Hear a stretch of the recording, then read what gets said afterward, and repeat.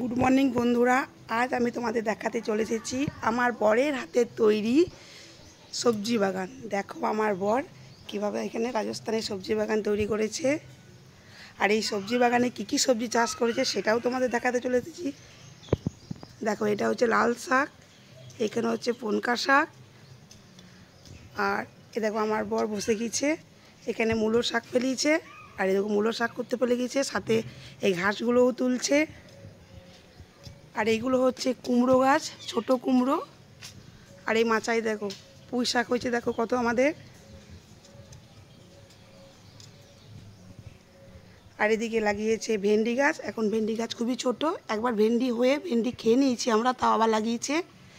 এখানে লাগিয়েছে করলা গাছ। আর আমার বর সবজি লাগাতে খুব ভালোবাসে, তাই সকাল হলেই সবজি বাগানে ঢুকে পড়ে।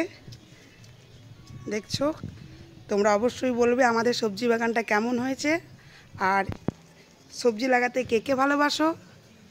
আর এটা অবশ্যই বলতে ভুলো না যে পুঁই শাক খেতে কে কে ভালোবাসো। দেখো, যদি পুঁই শাক খেতে কে কে ভালোবাসো অবশ্যই আমাকে কমেন্টে জানাবে। মাছটা একবার দেখাও, মুখটা দেখি। দেখছো, এই রাজস্থানে আমরা পশ্চিম বাঙাল বানিয়ে ফেলেছি, এটা বাঙাল বানিয়ে ফেলেছি রাজস্থানে আমরা সবজি লাগিয়ে।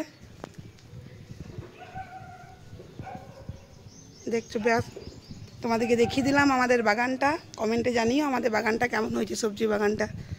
বাই, আবার আসছি পরের ভিডিও নিয়ে।